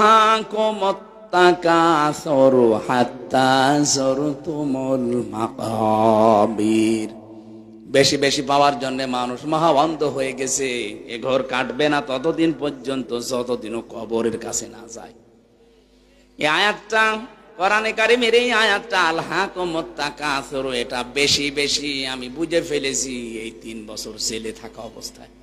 মাত্র 3টা বছর কবরের মতো ওই ছেলের ভেতরে ছিলাম, বুঝেছি যে জীবন কত অসহায়, আমি মানুষের কাছে কত অসহায়। যেহেতু যোগাযোগ বিচ্ছিন্ন ছিলাম, এই জন্য আরো বেশি টের পেয়েছি। আরে ভাই, জেলে থাকা না, আমি ছিলাম ফাঁসির কন্ডেম ছেলে, তারপরও যোগাযোগ বিচ্ছিন্ন। ফাঁসির কন্ডেম ছেলে আরো মানুষ ছিল, কিন্তু 7 দিন পরে তারা যোগাযোগ করতে পারতো সরকারের ফোন দিয়ে। আর আমার আর মামুনুল হককে একেবারে 3 বছর যোগাযোগ বিচ্ছিন্ন। কেউ আমাদের সাথে দেখাও করতে পারবে না, আমরাও কারোর সাথে কথা বলতে পারবো না। কবরের মতো জায়গায় সত্যি কবে টাকা আসবে বাড়ি থেকে তাও জানি না। এই যে অসহায় আল্লাহ বানিয়ে দিয়েছিল, আমার মনে হয় এই কারণে যে আমি উপলব্ধি যেন করতে পারি দুনিয়ার জীবন কি সত্যি। এই যে কোরআন আমার সামনে হাত দিয়ে বলছে, আমি বুঝে ফেলেছি পৃথিবীর জমিনটা আসলেই ধোঁকা। কি অসহায় হয়েছিলাম ওই আয়না ঘরে, যে 10 দিন মাটির নিচে ছিলাম। মানুষ যে এত অসহায় হতে পারে, কেউ নেই আমার আশপাশে, মনে হচ্ছে আমি আসলেই কবরে আছি।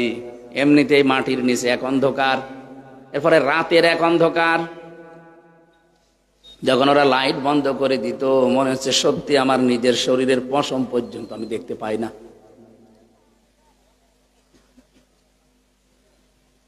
মাজায় দড়ি দিয়ে 11 ঘন্টা আমারে টাঙিয়ে রেখেছিল। মাঝে মাঝে শুধু ওই 5 তলা 6 তলা থেকে মাটির নিচে আছে 3 তলা, এর উপরে 7 তলা 10 তলা বিল্ডিং। মাঝে মাঝে উপর থেকে শুধু ওই টেলিফোনে ওই বক্সের মাধ্যমে আওয়াজ আসতো, ওই এই আওয়াজ আসতো। 1-1.5 ঘন্টা 2 ঘন্টা 3 ঘন্টা পরে একটা আওয়াজ আসতো, অথচ আমার পা উপরে মাজায় দেওয়া দড়ি। তখন নিজেকে এত অসহায় মনে হতো, আল্লাহ দুনিয়ায় কবরে নেই, তারপর মাটিতে আছি আমি, অন্তত এখন আমি কথা বলতে পারছি। এই অবস্থায় যদি আমাকে এত অসহায় তুমি করে দিতে পারো, সত্যি যদি কবরে চলে যাই, না জানে আমি কি অসহায় হয়ে যাব। আল্লাহ রাব্বুল আলামিন এই কথাটা আমাদেরকে বিভিন্ন আয়াত দিয়ে স্মরণ করিয়েছেন। আজকের আয়াতে ওইটাই আছে, ইয়াউমা তাআতি কুল্লু নাফসিন তুজাদিলু আন নাফসিহা। সেই দিন প্রতিটি মানুষ আমার আল্লাহর সামনে যখন দাঁড়াবে, প্রত্যেকেই তার আত্মপক্ষ সমর্থনের জন্য যুক্তি তর্ক পেশ করবে। আল্লাহ আমি এই কারণে এই করেছিলাম, কিছু মানুষ বলবে আল্লাহ তোমার বিধান আমি মানি নাই। হ্যাঁ, আমার যুক্তি আছে কি, এত সন্তানাদি দিয়েছো, তাদের কারণে তোমার হুকুম আমি মানতে পারিনি, তোমার যে সেজদা দেব সময় পাইনি। আল্লাহ পাক বলেন সঙ্গে সঙ্গে আমি ডাক দেব হযরতে ইয়াকুবকে। তার 12টা সন্তান ছিল, কয়টা বলেন? ডাক দিয়ে বলবে ওই বেটা, তোর চাইতে আমার এই বান্দার সন্তান অনেক বেশি ছিল। তোর তো 2টা 4টা 6টা, এর তো 12টা ছেলে ছিল, 12টা আরো মেয়ে ছিল। বলতো আমার বিধান কোনদিন সন্তানের ওসিলা দিয়ে অবজ্ঞা করেছে, মেয়ে মানে নাই, এমন কোন রেকর্ডের জীবনে আছে? এ যদি চলতে পারে আমার বিধান মতো, সন্তান থাকার পরও তুই কেন পারলি না? আপনি বলেন তো, আপনি নিজে কি জবাব দেবেন? কিছু মানুষ বলবে আল্লাহ আমার সম্পদের কারণে রাষ্ট্রের দায়িত্ব ছিল, এই জন্য আমি পারি নাই। আল্লাহ সুলাইমান নবীকে ডাক দেবে যে এর চাইতে তোর সম্পদ বেশি ছিল, তামাম দুনিয়া তাকে চালাতে দিয়েছিলাম আমি। বাংলাদেশ না শুধু, তামাম দুনিয়া, প্রত্যেকটি পশু পাখির ভাষা, জিনদের ভাষা পর্যন্ত নবী বুঝতো, কত দায়িত্ব ছিল তার। এরপরও কোনদিন আমি আল্লাহর বিধান সে লঙ্ঘন করে নাই। আপনি আত্মপক্ষ সমর্থনের জন্য কোন দলিল, কোন যুক্তি তর্ক নিয়ে যাবেন? যা নেবেন আল্লাহ সব খণ্ডন করবে, আপনার চাইতে ওই রকম মানুষ দিয়ে। বলবে আল্লাহ আমি অসুস্থ ছিলাম, শারীরিক ভাবে পারি নাই। আইয়ুব নবীকে নিয়ে এসে বলবে এর চাইতেও বেশি, আমার এই বান্দাটাকে আমি 18 বছর পর্যন্ত অসুস্থ করে রেখেছিলাম, তোরে কয় বছর দিয়েছি? হযরত আইয়ুব নবীকে আল্লাহ 18 বছর পর্যন্ত একাধারে অসুস্থ করে রেখেছিলেন। ওয়া আইয়ুবা ইয নাদা রাব্বাহু আন্নী মাসানিয়া গুররু ওয়া আনতা আরহামুর রাহিমিন। স্মরণ করো আইয়ুব আলাইহিস সালামের কথা। সে যখন তার রবকে ডেকে বলেছিল, মাবুদ আমি তো অসুস্থ, তুমি তো রহমানুর রহিম, 18টা বছর আজ আমাকে পোকা খাচ্ছে, আমার স্ত্রী যতগুলো ছিল শুধু একজন বাদ দিয়ে সব চলে গেছে, আমার সন্তানাদি আমাকে ঘৃণা করে সব আমার কাছ থেকে চলে গেছে, কেউ আমার কাছে নেই। আল্লাহ আমাকে এতদিন পোকা খেয়েছে, কোনোদিন কিছু বলি নাই, কিন্তু আজকে দেখতে পেলাম সকালে আমার জহব্বায়ও পোকা লাগা আরম্ভ হয়ে গেছে। আল্লাহ আমার এই জহব্বা যদি নষ্ট হয়ে যায়, পোকা খেয়ে ফেলে, তোমার মতো দয়ার নাম আমি কি দিয়ে ডাকবো? তুমি দয়া করে আমার পোকা জহব্বায় দিও না। আমাদের অনেক অভিযোগ আছে আল্লাহর প্রতি। এই সমস্ত মনীষীদের, এই সমস্ত নবীদের, রাসূলদের জীবনের দিকে তাকালে কিছুই না আমাদের। ওনাদের যা আল্লাহ পরীক্ষা দিয়েছিলেন 100 ভাগের 1 ভাগও আপনি পাননি। জেলখানার ভেতরে কাউকে আমি 22 বছর বিনা কারণে পড়ে থাকতে দেখেছি, তার তুলনায় তো আপনি কিছুই করেননি। আমি বলতে পারেন না তার দোষ, আর কোনো দোষ নেই, খালি ইসলাম মানা এটাই দোষ। মাওলানা জুয়েল সাহেব পড়ে আছে, এনায়েতুল্লাহ জুয়েল, আজ 22-23 বছর চলছে, বিনা কারণে এই মুশরিকদের কথা মতো তাকে আটক করে রেখেছে। মাওলানা সাইদি সাহেব জীবনে 13টা বছর কাটিয়ে গেল এক ঘরের ভেতরে।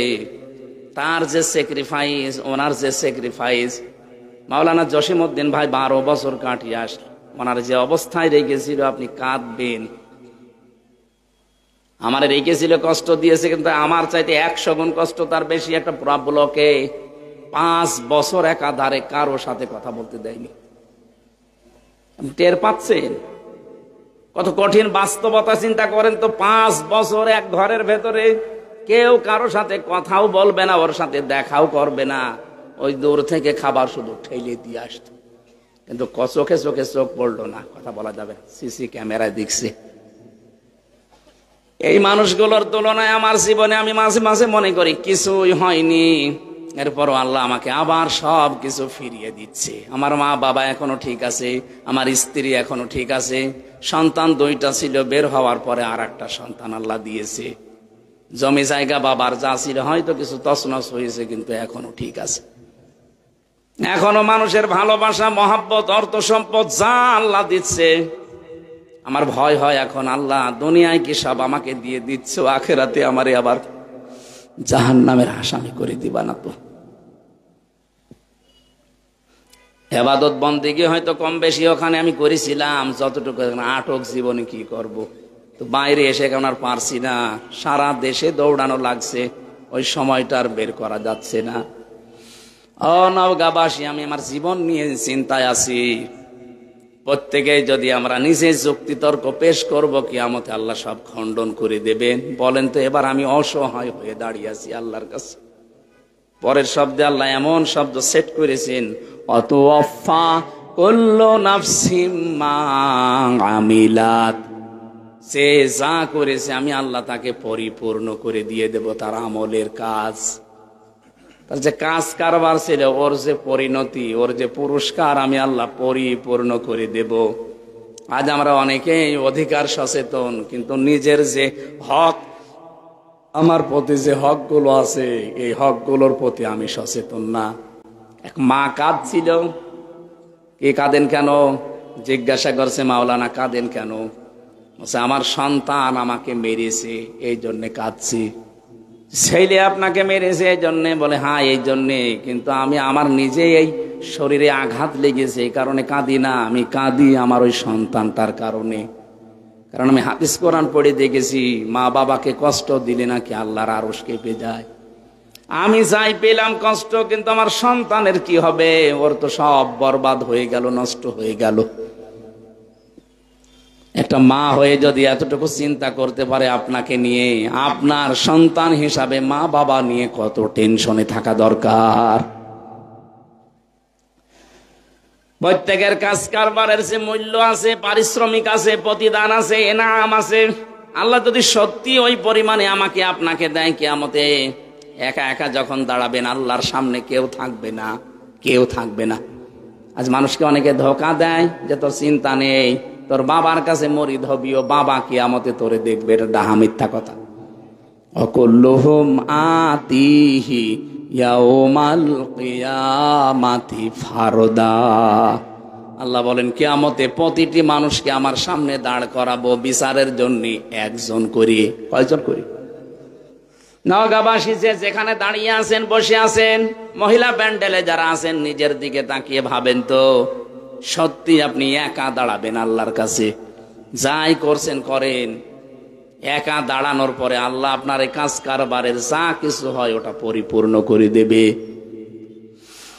কুল্লু নাফসিন যায়িকাতুল মাউত ওয়া ইন্নামা তুওয়াফাউনা উজুরাকুম ইয়াউমাল কিয়ামাহ ফামান যুহজিহা আনিন নার ওয়া উদখিলাল জান্নাতা ফাকাদ ফাজ। প্রত্যেকেই মারা যাবেন, যাওয়াই লাগবে, এইটাই ফাইনাল। আল্লাহ বলেন, কিয়ামতে প্রতিটি মানুষের ওজরত পরিষ্কার, পুরস্কার আমি পরিপূর্ণ করে তার হাতে তুলে দেব। দুনিয়ার জীবনে সফল তো ওই লোকটা, মরণের পরে আমি আল্লাহ যাকে মাফ করে দিয়ে বলবো, যা জান্নাতে চলে যা। আমি আমার সত্যি বলছি, আমার নিজের চিন্তায় আছি। জেলখানায় যে জীবন সম্পর্কে আরো বেশি আমি বুঝে ফেলেছি, এটা পুরা ধোঁকা। এখনই মারা গেলে যেই সন্তান, যেই স্ত্রী, যেই মা বাবার জন্য আমি বৈধ অবৈধ দেখি না, আল্লাহর কসম করে বলছি, আজকে রাতে স্ত্রীকে যদি বলেন যে আমি মারা গেছে তোমার স্বামী, তুমি যে খাটের উপরে আসো, শুধু রাত খাটের নিচে তারে রেখে দেব। স্ত্রী বলবে না, এ ঘরে আমি একা থাকতে পারবো না, জিন আসবে। কথা বলে না কেন? আপনার মা বাবা আপনাকে ভালোবাসে, আমিও জানি। ওকে যদি বলেন যে সন্তান আপনি পেটে নিয়েছিলেন, জন্ম দিয়েছেন, এ মারা গেছে, এখন আপনারা যে খাটে থাকেন, এই খাটের নিচে আপনার সন্তানটাকে মাটি দেওয়া হবে, সারা জীবন এখানে থাকবে। যতই ভালোবাসে মা বাবা, জীবনেও রাজি হবে না। এই হচ্ছে দুনিয়া। এটা কি? আল্লাহ আমাদের প্রত্যেককে সত্যি দুনিয়ার ধোঁকা সম্পর্কে তুমি সচেতন হওয়ার তৌফিক দান করো, বলেন আমিন। মাঝে মাঝে ভাবি, আল্লাহ তুমি সত্যি যদি আমাকে যা করছে এগুলো দিয়ে দাও না, আমার ভার বোঝা বহন করা সম্ভব না। কারণ আমার 33 বছর জীবনে আমি যা করেছি আমি তো জানি। আমার জীবনটা যদি এখনই তোমার সামনে দেওয়া হয়, আমি আয়াতের তাফসীর পড়তে গিয়ে এক লোকটা বাজারে গেছে, সদাই করার পর বাজার কমপ্লিট করার পরে বাজার দোকানদারকে একটা টাকা দিয়েছে, 100 টাকার নোট। উনি উলট পালট করে দেখে বলছে যে নেন, এটা চলে না, অচল। কি বলেন আপনি? এর ভেতরে যে দাগ থাকার কথা ওইটা নেই, আপনি নিয়ে যান, আপনাকে আমি চিনি, অন্য সময় এসে দিয়ে যাবেন। যেই বলেছে অচল, চলে না, ও সেন্সলেস হয়ে গেছে। লোকজন এসে বলছে এই দোকানদারকে মেরেছেন, বলছে না, আগে হুঁশ ফিরান। বাতাস দিয়ে পানি দিয়ে যখন হুঁশ ফিরেছে বলছে কি এ দোকানদার আপনাকে কি মারধর করেছে, অপমান করেছে? বলছে কিচ্ছু বলে নাই। আপনি এরকম অজ্ঞান হয়ে গেলেন কেন? লোকটা বলছে দেখেন, আমি বাজার করেছিলাম, এ টাকার নোটটা দিয়েছিলাম, এটা দেওয়ার পরে ওলট পালট করে দেখে বলছে এটা অচল, চলে না, এর ভেতরে যে দাগ থাকার কথা ওই দাগটা নাকি নেই। আমি সঙ্গে সঙ্গে চিন্তা করলাম আমারও তো 100 টাকার একটা নোট আছে, তার নাম হায়াত। তার নাম কি? আমার 50, 60, 70, 80, 90 বছরের একটা হায়াত আল্লাহ আমাকে দিয়েছিল। আমি যদি সত্যি এখন মারা যাই, আল্লাহ যদি আমার হায়াতটা নিয়ে বলে বান্দা এটা অচল, কারণ এর ভেতরে শিরিক পাওয়া যাচ্ছে, এর ভেতরে মানুষকে ঠকানোর গোনা পাওয়া যাচ্ছে, এর ভেতরে মানুষের উপরে জুলুম করার গোনা পাওয়া যাচ্ছে। তোমার যে আমল নাম আমি দেখতে পেলাম, তোমার যে জীবন, এটা নিয়ে আমার জান্নাতে যাওয়া যাবে না, এটা অচল, যাও। তখন আমার কি হবে এই চিন্তায় আমার সেন্সলেস হয়ে গেছে। তাদের জীবন নিয়ে চিন্তা ভাবনা, আর আমাদের কোথায় আছি আমরা?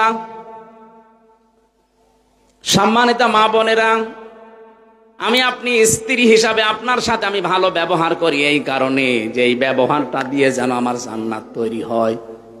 আমার সন্তানের অধিকারগুলো আমি আদায় করি এই কারণে যে আমার এই অধিকার আদায়ের কারণে কিয়ামতে যেন আমার জান্নাত তৈরি হয়। কিন্তু এই বলে আমি আপনাদের মুখে হাসি ফোটাতে কোন হারাম পথ বেছে নেব আমার মতো পাগল দুনিয়ায় নেই। আমি কি বোঝাতে চাইলাম বুঝেছেন? অতওয়াফা কুল্লু নাফসিন মা আমিলাত, পরিপূর্ণ করে দেওয়া হবে। দুনিয়ায় যে যা কাজ করেছে তার কাজের যে ভার ওইটা আল্লাহ দিয়ে দেবে। অহুম লা ইউসলামুন, কিন্তু কারো উপরে জুলুম করা হবে না। আল্লাহ পাক যে বিচার ব্যবস্থা সাজাবে, আমি আয়াতের তাফসীর বলছি, আল্লাহর বিচার ব্যবস্থায় কোনো জুলুম, কোনো অবিচার নেই। কি আল্লাহর অবিচার আছে? আল্লাহ যদি অবিচার করে আপনি জান্নাত পাবেন? বলেন না কেন? আল্লাহ যদি ন্যায় বিচার করে না, তাও পাওয়া যাবে না। না, আল্লাহর বিচারে তো অবিচার নেই। ন্যায় বিচার করলো আপনি ধরা খাবেন, ন্যায় বিচারও বাঁচতে পারবেন না। আলেক বান্দা বলেছিল হ্যাঁ আমি বাঁচবো, আমি 1000 বছর ইবাদত করেছি, রোজা রাখা অবস্থায়, তাও দিনের বেলা রোজা রেখে জিহাদ করলাম আর রাতের বেলা তাহাজ্জুদ পড়লাম, আমার 1000 বছর আমি পেয়ে যাব জান্নাত। আল্লাহ তাকে ঘুমের ভেতরে স্বপ্নে তালিকা দেখিয়েছে, কিয়ামত কায়েম হয়ে গেছে। ফেরেশতাকে বলছে ওকে শুধু একটু জাহান্নামের যে জায়গা দিয়ে গরম ওঠে ওখান থেকে ঘুরিয়ে নিয়ে আয়। ওখানে এক ধরন দিয়েই ওর পানির পিপাসায় কলিজা ফেটে যাচ্ছে। ডাক দিয়ে বলে ভাইরা আমি খুব অবস্থা খারাপে আছি, একটু পানি দেন। পানি দিতে পারি, 1000 বছর যা করেছে অর্ধেক দিয়ে দেওয়া লাগবে। দিয়ে দিলাম। যা পানি পান করার পরে পেশাবের চাপ দিয়েছে। ফেরেশতারা আমার তো পেশাব করার জায়গা লাগবে, বলে না এখানে সে ব্যবস্থা নেই, করে দিতে পারি, বাকি যে ইবাদত আছে 500 বছরের ওইটাও দেওয়া লাগবে। আমার জীবন বাঁচে না, আমার শরীর অসুস্থ হয়ে পড়ছি, জান দিয়ে দিলাম। পেশাব করার পরে আল্লাহ যেন ডাক দিয়ে বলে বান্দা 1 গ্লাস পানি ভেতরে ঢোকালে আর 1 গ্লাস পানি বের করলে, এর বিনিময়ে 1000 বছরে যা করেছিলে সবই তো দিয়ে দিলে। আমি তোমাকে কিছুই দেইনি, কিন্তু 1000 বছর প্রতিদিন 1 গ্লাস করে পানি তো খেয়েছো। প্রতিদিন 1 গ্লাস পানির জন্য 1000 বছরের ইবাদত দেওয়া লাগবে, এরপরে জান্নাতে যা। এই জন্য আল্লাহ যদি সত্যি কারো কাছে ন্যায় বিচারও করে কেউ বাঁচতে পারবে না, সব ধরা খাবো আমরা। একটা বুদ্ধি আছে, আল্লাহ পাক যদি মাফ করে দেয়। এই জন্য কাবা শরীফ যারা তাওয়াফ করেন দেখবেন 6ষ্ঠ চক্করে ষষ্ঠ চক্কর দেওয়ার সময় রুকনে ইয়ামিনী থেকে হজরে আসওয়াদ এই জায়গাটা একটা দোয়া পড়া লাগে, আল্লাহুম্মা ইন্না আলাইয়া হুকুকান ফীমা বাইনি ওয়া বাইনিকা। হে আল্লাহ, আমি তোমার গোলাম বলছি, তুমি আমার মালিক হিসাবে আমাকে যা যা পাওয়ার সব দিয়ে দিয়েছো, কিন্তু তুমি যে আমার মালিক হিসাবে আমি তোমাকে কিছু দেব, কিচ্ছু দিতে পারিনি। একটা জিনিস আমার কাছে আছে, তুমি আমারে মাফ করে দাও। বিশ্বনবী নিষ্পাপ হওয়ার পরও প্রতিদিন এইটা 100 বার করে পড়তেন, আল্লাহুম্মা হাসিবনি হিসাবান ইয়াসীরা। আল্লাহ তুমি যাই করো আমার হিসাবটা সহজ করে দিও। সাহাবী প্রশ্ন করলেন, হুজুর হিসাবা ইয়াসীরা কারে বলে? বিশ্বনবী বলেন, আল্লাহ যাকে মাফ করতে চাইবে ওই বান্দাটাকে আলাদা করে এক জায়গায় নিয়ে ঘিরে ফেলবে কুদরতের চাদর দিয়ে। লক্ষ কোটি কোটি মানুষের সামনে থেকে চোখের আড়াল করে ফেলবে তাকে ঘিরে ধরে আল্লাহ নিজের সামনে দাঁড়িয়ে ওকে বলবে, এটা করেছিলি, এটা করেছিলি, এটা করেছিলি। লোকটা তো সব কিছু সামনে দেখতে পাবে ভিডিও ক্লিপ আকারে। মাথা নিচু করে বলবে, মাবুদ আমার ভুল হয়ে গেছে। সত্যি যা তুমি দেখালে সব আমার জীবনে আমি করেছি, আমার ভুল হয়ে গেছে। নবীজি বলেন, সঙ্গে সঙ্গে আল্লাহর রহমতের জরিয়ার ভেতরে জোশ পয়দা হয়ে যাবে। আল্লাহ ডাক দিয়ে বলবে, বান্দা কাউকে কিছু বলবি না, চা তোরে গোপনে মাফ করে দিলাম। এইটাই আমরাই চাচ্ছি। তাছাড়া ন্যায় বিচার আল্লাহ করলেও বাঁচতে পারবো না, অবিচার তো নেই। এই একটাই পথ শুধু খোলা আছে। ভয় হয় ওই লোকটার মতো, আল্লাহ যদি আমল নামাটা দেখে বলে, বান্দা এটা অসল, এর ভেতরে তোর বোনকে ফাঁকি দিয়েছিস সেইটা লেখা আছে। এরকম মানুষ নেই দেশে। এর ভেতরে সন্তানের হক আদায় করিস না, এটা লেখা আছে। এরকম অসল জিনিস নিয়ে তো আমার জান্নাতে যাওয়া যাবে না। এর ভেতরে এমন এমন জিনিস আমি তোর ভেতরে তুলে রেখেছি, দেখ তুই মহিলা, তুই নারী, তোর উপরে তোর স্বামীর যে হক ছিল তুই আদায় করিস নাই, তোর শ্বশুর শাশুড়ির হক ছিল আদায় করিস নাই। এরকম অসল আমল নামা নিয়ে তুই জান্নাতে যেতে পারবি না। সম্মানিত মা বোনেরা শুনতেছেন, আমি জানি, একটু বিবেক দিয়ে চিন্তা করেন তো কি হবে তখন আমার যতটুকু মনে হয় আমাদের 100 জনের 98 জন আমরা ধরা খেয়ে যাব। আমি যেন ধরা না খাই। এজন্য বাকি জীবন যেহেতু ধোকার জীবন, আজ হলেও কাল হলেও আমাকে মরাই লাগবে।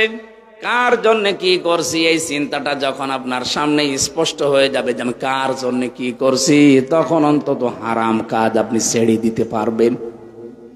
হালালের দিকে আস্তে আস্তে এগিয়ে যাবেন।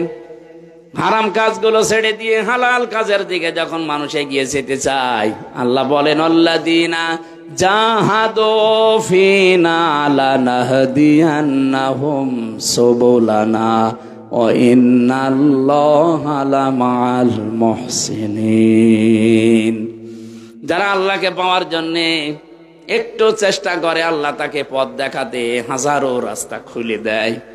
আল্লাহ আমি সহ যারা এসেছি আমাদেরকে তুমি কিয়ামতে অপমান করো না, গোপনে এরকম ঘিরে একা একাই আমাদের মনের অজান্তে মাফ করে দিও, বলেন আমিন।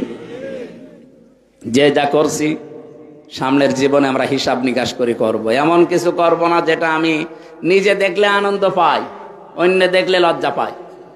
মোবাইলে এমন দৃশ্য রাখা যাবে না যে দৃশ্য নিজে দেখলে ভালো লাগে, আনন্দ লাগে, অন্য কেউ দেখলেই আমার লজ্জা লাগে। এরকম দৃশ্য নেই। কথা বলে না কেন? যাদের মোবাইলে এরকম সিনেমা, থিয়েটার, উলঙ্গ নাচ আছে এক্ষুনি ডিলিট করে দেবেন। বলা যায় না এখন যদি আপনি মরে যান এই মোবাইলটা আপনার মা আপনার বাবা ব্যবহার করবে। কথা বলছে না কেন? এই যে আমি এই মোবাইলটা এখন রেখে যদি মারা যাই, অবশ্যই এটা আমার ম্যাডামের কাছে, আমার মায়ের কাছে পৌঁছিয়ে দেবে। তারা যদি দেখে যে এর ভেতরে উলঙ্গ নাচ আছে, কি মনে করবে আমার সম্পর্কে বলেন তো? কি ধারণা করবে যে হামজা এরকম ছিল? যেহেতু কোনো গ্যারান্টি আমার হাতে নেই আমি বেঁচে থাকবো, এই মুহূর্তে থেকে যা আছে, যেটা নিজে দেখলে আনন্দ পান, অন্য কেউ দেখলে লজ্জা পান, এক্ষুনি ডিলিট করে দেন। শয়তান ধোঁকা দেওয়ার জন্যই বসে আছি আমি জানি, কিন্তু এর ধোঁকাকে মোকাবেলা করার পরে যে ব্যক্তি এগিয়ে যেতে পারবে, আল্লাহ বলেন একটা অনির্বচন সুখ তার মনের ভেতরে আমি আল্লাহ ঢেলে দেব। এই জন্য আমাদের চরিত্রকে সংশোধন করার জন্য সূরা নূর 30 নম্বর আয়াতে একটা ঔষধ আছে। কোন বেগানা মহিলা যদি সামনে পড়ে যায়, আমি সহ প্রত্যেকের আমল করা লাগবে। বেগানা পুরুষ যদি সামনে পড়ে যায়, মেয়েদের আমল করা লাগবে। প্রথমে চোখ নিম্নগামী করা লাগবে। শয়তানের তীর প্রথমে যখন মনে চাওয়ার পর রং নিম্নগামী করে ফেলবেন, শয়তান আপনার সাথে পেরে উঠবে না, তখন একটা বরদোয়া দিয়ে চলে যাবে। 2 নম্বরে আপনার লজ্জা স্থান যেটা, এটার হেফাজত করা লাগবে। আজ অনেকেই শয়তানের ধোঁকায় পড়ে উল্টাপাল্টা কাজে লজ্জা স্থান ব্যবহার করে নষ্ট করে ফেলছেন। ভারত বহু চেষ্টা চালিয়েছে এই 15.5 বছরে পিন আপ করা পত্রিকা দিয়ে। ভারতের এই আকাশ সংস্কৃতির নামে উলঙ্গনা সিনেমা, থিয়েটার, নভেল দিয়ে বহু চেষ্টা চালিয়েছে, কিন্তু এখনো ওরা সাকসেস হতে পারেনি। এই জন্যই তো মাথা খারাপ হয়ে গেছে। এত চেষ্টা করলাম, কিছুই করতে পারলাম না। এই দেশের এখনো পর্যন্ত চরিত্রবান যুবক এ দেশে আছে না নেই? চরিত্রবান হওয়ার জন্য গড়ে তুলতে হয় ছোটকাল থেকে, একটা ট্রেনিং লাগে। এদেশে যারা ইসলাম কায়েম করতে চায়, একামতের দিনের দায়িত্বে যারা আছে, এই মানুষগুলো এইটার ধাঁচে ধাঁচে আপনার ছেলে মেয়েকে গড়ে তুলে। আমি আপনাকে বলছি না যে এইভাবে গড়ে তোলেন, আপনি চিন্তা করেন আপনার ছেলেকে নিয়ে মেয়েকে নিয়ে এমন এমন জায়গা থেকে গড়ে তুলছে যে ছেলেটা সিগারেট খায় না, লাল পানি খায় না, ডাল খায় না। অথচ এই চোখ দিয়ে দেখেছি বিশ্ববিদ্যালয়ে অধ্যাপকে ক্লাস নিচ্ছে আর ছাত্র সে জুতা দিয়ে পিটাচ্ছে, বলছে শালা তোরে মেরেই ফেলবো। আমি এই চোখে এইটাও দেখেছি, শিক্ষক অজু করছে আর ছাত্র পায়ে পানি ঢেলে দিচ্ছে, হাত দিয়ে কাদা ছাড়িয়ে দিচ্ছে ছাত্র। অথচ বয়স বেশি না, মাত্র 7.5-8 বছর বয়স। এইটাও ছাত্র, ওইটাও ছাত্র। এটা কোরআনের কাছে আসার কারণে, পড়ার কারণে এটা মানুষের মতো মানুষ হচ্ছে। আর ওইটা বিশ্ববিদ্যালয়ে মাস্টার্স করার পরও জানোয়ার হয়ে গেছে। জামানা যা সামনে আসতেছে খুব কঠিন জামানা, এই জন্য হেফাজতে থাকা লাগবে। বিশেষ করে পরবর্তী প্রজন্মগুলো এমন এমন কিছু রেখে না যায়, আমি মরে গেলাম শেষ, কিন্তু ওরা তো মরে না। ওর ছেলে ওর মেয়ে, তার ছেলে তার মেয়ে, যতদিন পর্যন্ত দুনিয়ায় অন্যায় রেখে যাবেন আপনি, কবরে যে সাদগায়ে জারিয়ার নাম শুনি, অথচ গোনায়ে জারিয়াও যে আছে অনেকে জানে না। সাদগায়ে জারিয়া যদি থাকে, গোনায়ে জারিয়াও আছে।